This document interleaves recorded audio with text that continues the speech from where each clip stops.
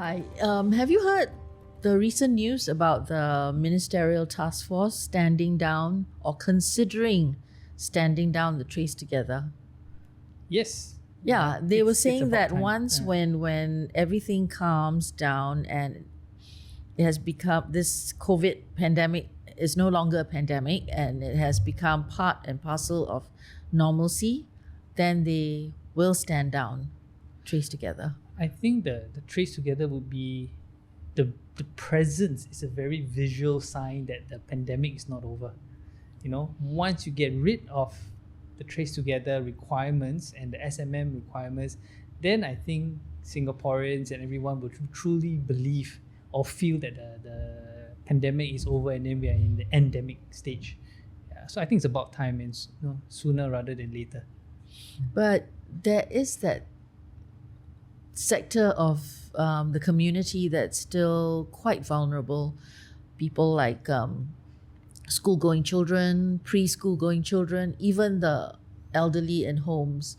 So there is still that little bit of nagging behind the not letting go of TraceTogether.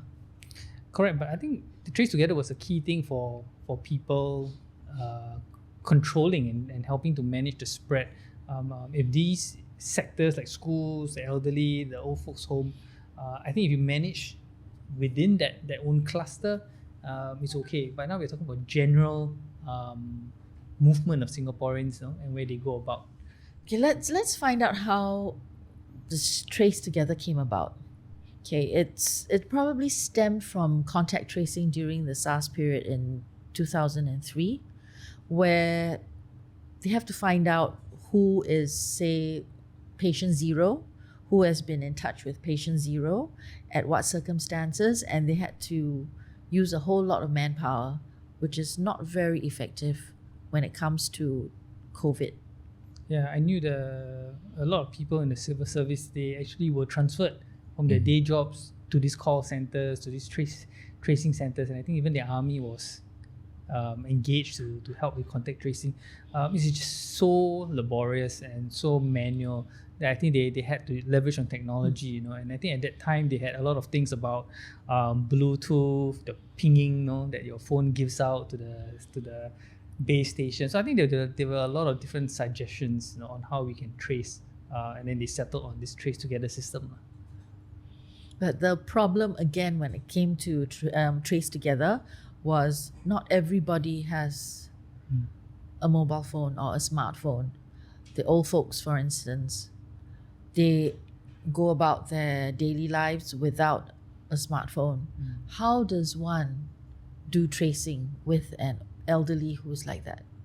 I think beforehand it was actually your IC and your handphone number. You have to give that manually, and then they slowly progressed into an app. But then when they had an app, the elderly got no handphone. That's how they came up with the token. So I think we saw throughout this pandemic how circumstances led to the evolution of technology, all for the sake of contact tracing and being able to find that patient zero and then contain that spread. But now we reached the stage where everyone has a token, everyone has an app on their phone. Every Singaporean is being tracked and monitored everywhere we go. Yeah. If you look closely from the other angle of the sphere, isn't that a police state measurement where every part of your movement is being traced on the pretext that it is COVID tracing or contact tracing? Now, has the token been really, really effective? Has it helped the government or Singapore to do the tracing like what they intend to have? Has that deterred a lot of cluster spreads? Has that been good for us? At the start, without all these token, without you see a lot of clusters. You do see the clusters where, if you were to look at some of the graphic maps online, you can actually see how the spider web grows. this cluster affecting this other cluster, which affects this third cluster, you can see patient 1 all the way to patient 1,800 and something. Then yes, I think it helps with the tracing. But now that they are standing down or thinking about standing down, the question here is, who owns that data? Or is it going to be destroyed and deleted? Will Yeah. they destroy it? I mean, they have to. I mean, that's what they promised. I think it was in Parliament last year, January. Yeah. You know, there was a hoo-ha where Vivian did say that the TraceTogether was solely for TraceTogether. However, the police did admit, I think Desmond Tan mentioned in a reply to Christopher D'Souza that, oh yes, for serious crime, you will still access the data, to help solve. So I think there was a big hoo-ha and there was clarity on what the data would be used. So interestingly, when we did our research on this topic, there was clarification made that the data would be deleted. However, MOE would retain it. MOH would retain it for research purpose. So isn't that an irony? We will delete the data, but we will keep it for research purposes. What kind of research they want to do? I mean, they clarified and said that, or they qualified saying that, hey, yeah, it will not be individualized, it will be anonymous and stuff like that. But I think there is, in this day and age of big data, there is a lot of value in trends, in movement, So even if you don't know the person, but the person's who they are, but you know their age, where they live, and that really paints a big picture. It has a lot of information about Singaporeans. And that equates money. That Yes. equates Yes. a lot of, if they want to plan something on any of prospective voters, they can actually use it. What kind of language they want to use against prospective voters, how they behave, and this might be used, since you say that, it might be used for research, might be used for the next election. Am I not wrong? It could be used for anything because we don't own that data. The government has it, and the government can use it without even asking decent permission. So what are the safeguards? Did we give permission for you to do research? My very private data that you are going to consume, even for research, right? Somebody might use it to their own advantage. The research, they said, was for medical research, for health research. So with all these like big data, you can look at trends like age groups that hang out at bars, so that that it's an unhealthy kind of lifestyle. Or if you look at the different age groups who exercise all the time, and you can, I guess, in a way, you can know that at a certain age, which different groups would be more healthy, they don't need as much medicine or services from hospitals. So that could be left for another group to be used, for another group to use the services. When you look into big data, right, they do not have the exact specifics like what TraceTogether have. We have very specific details of who we are, what we do, where we live in that token. But not your identity.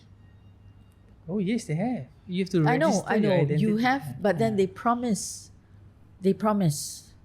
not to individualize the different data. So Yeah, correct. But I mean, this just adding a name. But if you look at age, sex, where you reside, those are not individualized, and they can draw a lot of data. So I mean, what you mentioned just now was about, we could have a sense of wellness and health trends.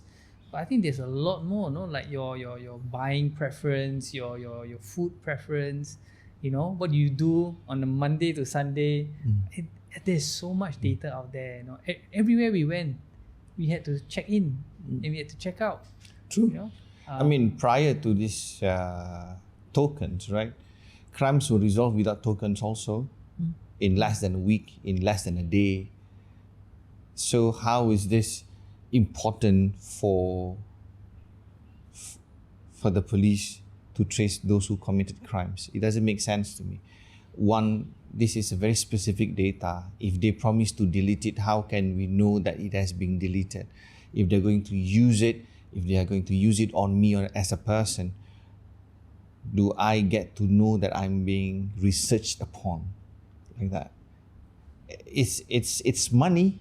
It's something that I wouldn't want my movement to be known about. We all live in a very private so-called sphere. We want to have our own private lives. But with this TraceTogether token, my lives are not private anymore. So Should they return back my privacy? So where do you draw the line between privacy and your safety? You know, I think they had this big argument in the Western world. They talked about video surveillance. No, it's for your safety, but other people say, hey, no, it's my privacy.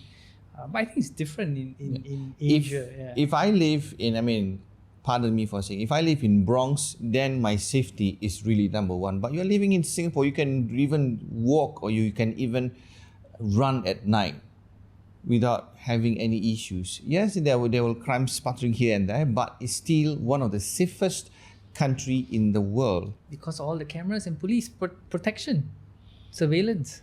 If the cameras and the police protection is ordered, do you still need the token? Okay. Because everything was there, everything was in place before the token. No, but I think the key question now is the token already exists. The data is already collected. No, it's going to be cancelled. No, we won't need TraceTogether to go places anymore. Yeah, but what's left is the data. Yeah. So Will they delete it? Okay, so what you're saying is, with all that data, there isn't a need to keep it because normal policing is still sufficient. No. True. Okay. I think it's only justified that we allow you so that you can contain the epidemic or the pandemic. When it's done, it's only justified that you release all that or you deleted all that. I think there is a lot of value. I mean, in this day and age of IoT, big data, it's once in a lifetime that we have so much information. You know, okay, let's say conspiracy theories aside, politics aside, I think the data has a lot of value in terms of designing transport system, designing how we live, amenities nearby, if we look at it very positively. And we have the data, but it's the assurance that we have that it's not used for other things. The word is abuse. Abuse, yes. Yeah. And I think what you mentioned outright, and I'm not too sure, was there a acknowledgement or a tick off that when we downloaded the app, the data can be used for research? No?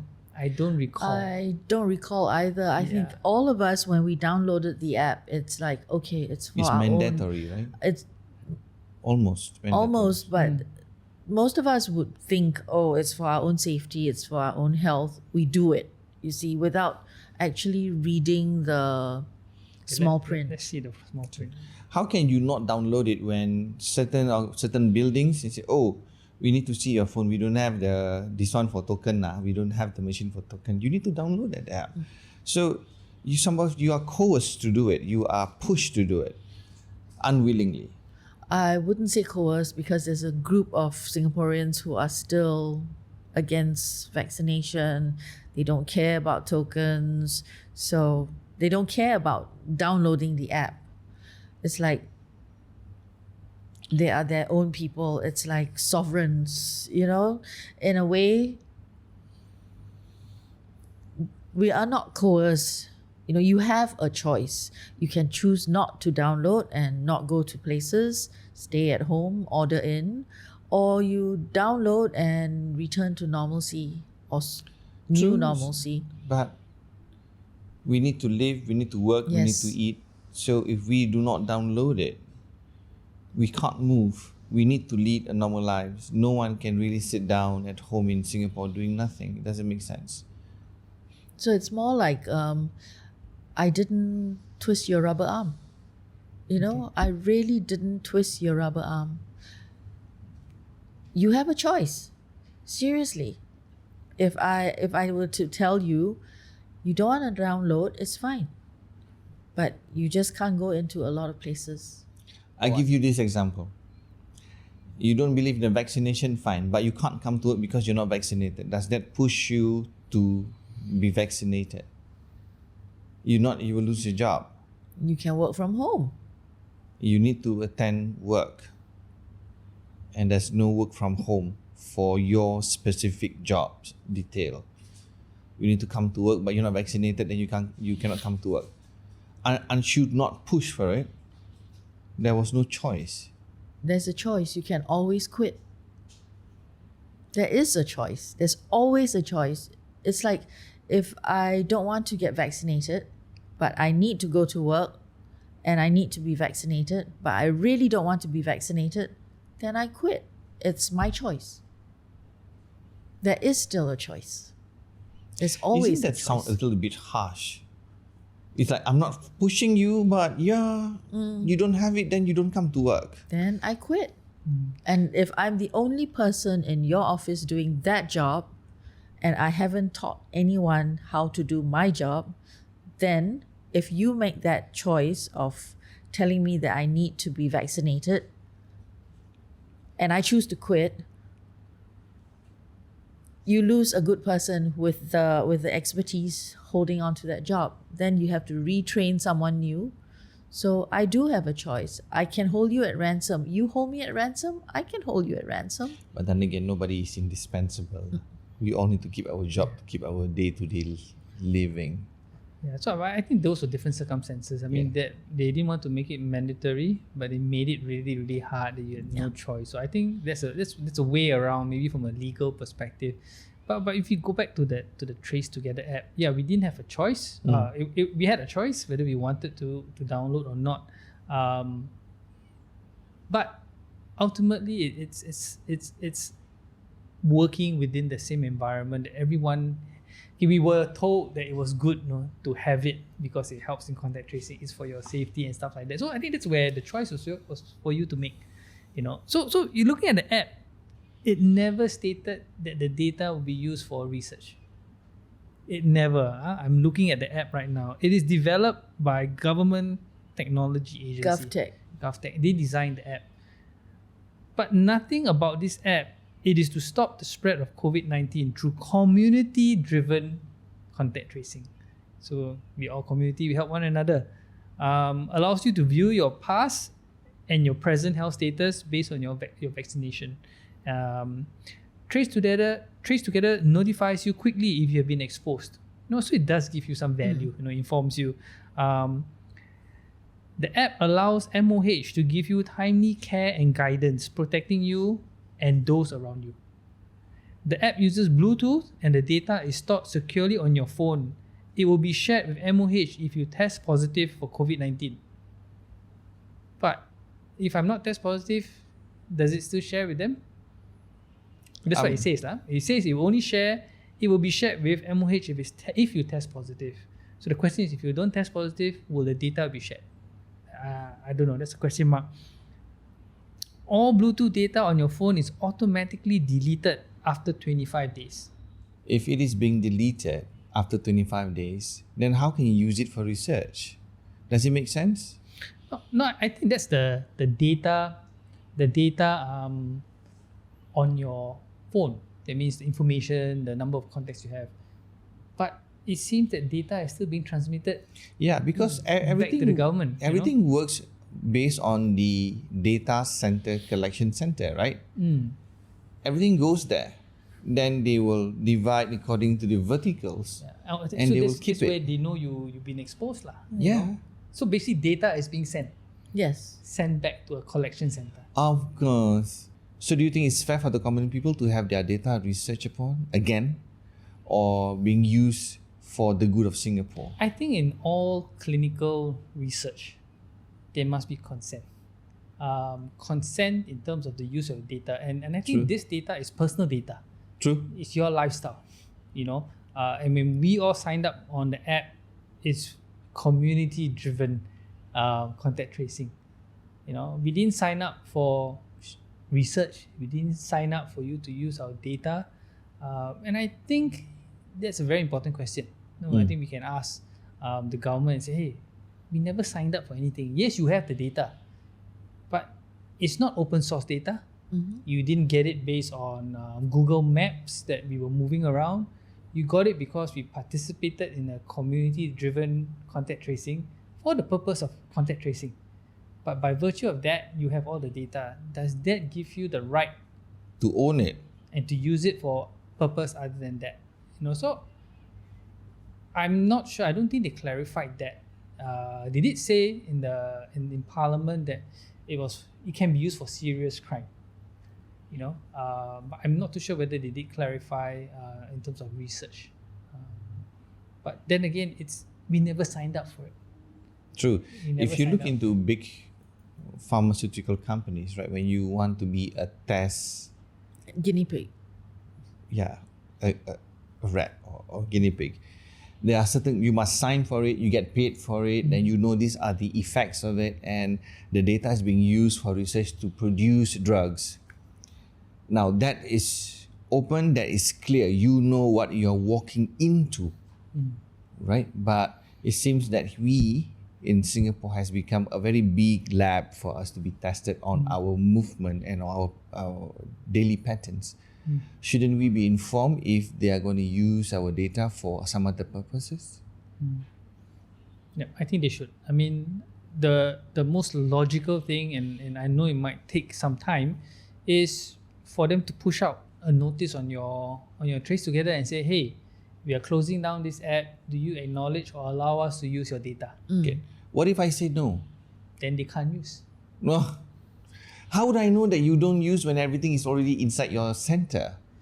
It's collected in a data center. How do I know that you have eliminated mine? I mean, we have to trust in terms of the courts, in terms of the system setup that there is checks and balance. We were assured that in their clarification during Parliament. But I think the biggest issue here is we never gave consent. This is not open source data. So at the end of the day, the government hopes that we still have faith in them. They will not use it. We have faith that the people in government have integrity and will follow the law. And they should. And if we take a normal university research, everything has to be permitted, has to be consent. Again, unless it's open source, we can source it online where people post my whereabouts, my movements. Then say, I trace person A because of his social media. I know because I posted it, the person posted it. But here I am participating in a community-driven contact tracing. I did not participate in my Research. sharing my lifestyle. So I think there's important questions to be answered. So I think someone needs to raise that to the government before they make that decision. We all should know what they want to do with the data. And if the masses said no to it or says no to it, then they should not proceed with it. And I believe a third party, a neutral party, should be the keeper for it. I think that's where the judiciary, the courts are supposed to be the third party, separate from the government. I think they would be most ideal. But like all, let's say during elections, there should be a time period where all the data is destroyed. I mean, having said all this, we have discussed this, right? Now, let me ask you this question. If you were to be the government, would you want to delete the data? It's valuable. Would you want to delete it? If I were the government, no. Kevin? Of course I'll delete it. No kidding. I wouldn't. I mean, I have this valuable something in my hands.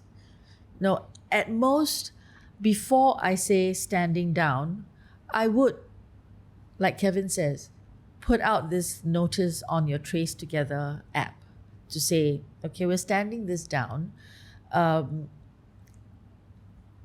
Part of the data will be used for research on epidemiology. Other parts will be deleted. Do you agree to have your part used for this research? If not, then press no. I think this falls under PDPA also. Although personal data protection is your personal data, PDPA did not cover your movements. I think that's also important. But then there's another question. How about our ERP? Wherever we drive, wherever we park, there is ERP information. So even our cash card, once you put it in, you can actually get data of where you travel, which car park you've gone to. That data resides with who? With NETS, with the payment gateway. Is that data protected? It's not also. I'm not sure. Then there's this other app where you log in order to pay for your car park. The HDB car parking park. app. Yes. And when you log in, that's your data as well. Where you've been to, say, An Siang Hill, or you've been to Tanjong Pagar, you log in. So it's like that one would reside with HDB. So a little bit of yourself have been dissipated to belong to HDB, to belong to NETS, now belong to TraceTogether. So how do you actually tell, or who do you actually tell to say, I don't want to participate? You can't. I think the challenge here is we have to read the fine print. You use the app for your convenience, but you must accept that certain data is collected. So I think that's okay. But the key question is, what can they do with the data other than for the purpose of parking or the purpose of going through ERP? And what are the safeguards? Yeah. If that's theirs, that's not for you to question. So my question again is, are we really safe from being monitored out of our own private lifestyle in Singapore? So who's monitoring the monitor? Yeah, man. And who's watching the big brother who is watching, right? Yeah. So on that note, thank you very much.